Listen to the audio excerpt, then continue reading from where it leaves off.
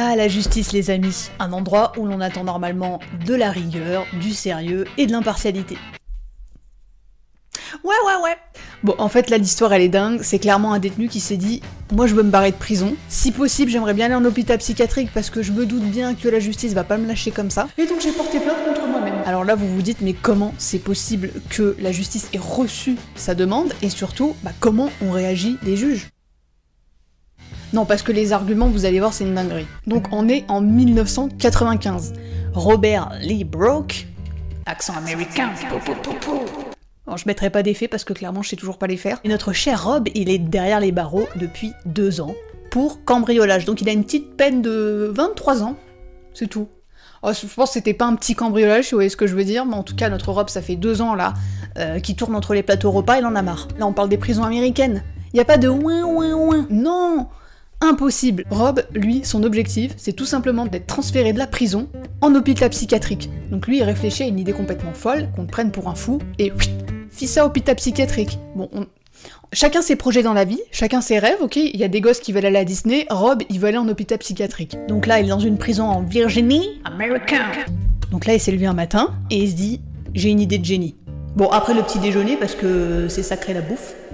Et là, il se dit, et si je portais plainte contre moi-même? Donc il prend son petit stylo, sa petite feuille, il rédige sa plainte contre lui-même, qu'il envoie au juge. Pas bête la guêpe. Du coup, il accuse Robert Lee Brock, American. Donc il s'accuse lui-même d'avoir violé ses propres droits civils.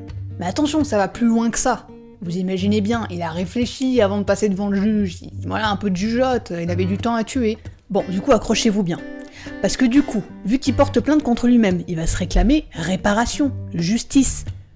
Donc il se réclame à lui-même 5 millions de dollars. Le truc, c'est qu'il est sans le sou, notre cher Rob. Il a pas 5 millions de dollars. Donc ce qu'il fait, c'est qu'il dit « Bon, j'ai pas 5 millions à me verser tout de suite, du coup ce que je vous propose, c'est que l'État de Virginie avance mes 5 millions, et puis moi je les rembourse après. » Mais ça va pas, Rob. Là, vous imaginez le juge, bon, ce mec est complètement crazy. Non, il se dit juste « C'est un rigolo », donc il accueille bien évidemment pas sa plainte, et lui dit « Tu retournes en prison, tu nous fais plus chier. » Bon, bien évidemment, l'histoire elle s'arrête pas là.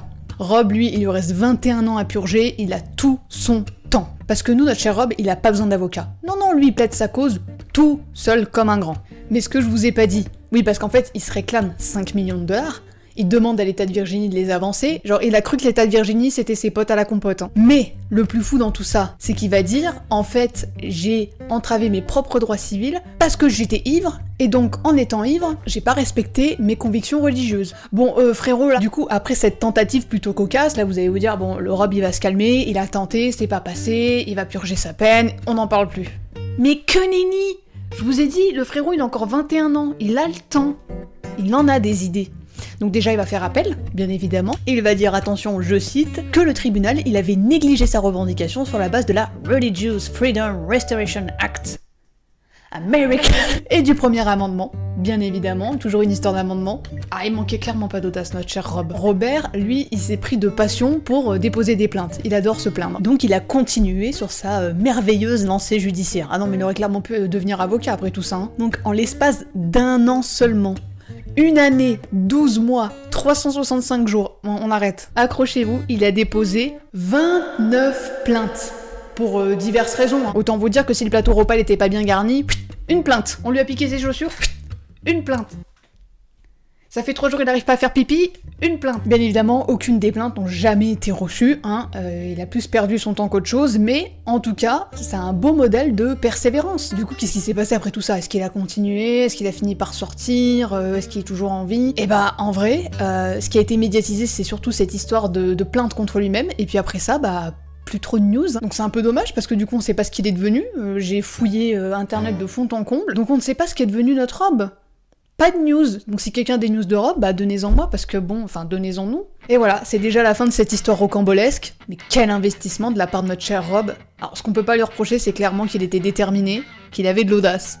Et en vrai, un peu d'humour. En tout cas, n'oubliez pas de cliquer sur le bouton j'aime si cette vidéo vous a plu, et mon accent américain, vous abonner si c'est pas encore fait, et d'activer la cloche parce que y a des prochaines vidéos qui vont sortir, ça serait un peu bête de les louper, non?